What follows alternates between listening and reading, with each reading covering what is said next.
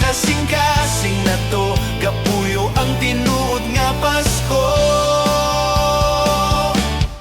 Paskong Pinoy, puno sa gugma, simpleng pagkaon, okay na. Basta magkuyog lang ang pamilya, maukan ay tinuod nga grasya. Paskong Pinoy, awiton ta sa kadungganan ni Jesus, magpasalamat sa tanang panalangin. Paskong Pinoy, magubanta sa kalipay ug gugma.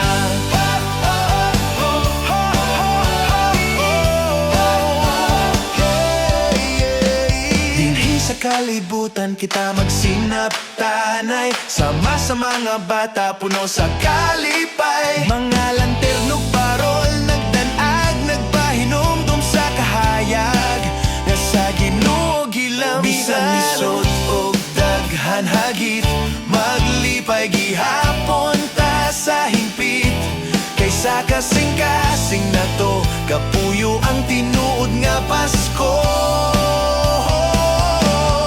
Paskong Pinoy, puno sa gugma, simpleng pagkaon, okay na. Basta magkuyog lang ang pamilya, maukan ay tinuod nga grasya.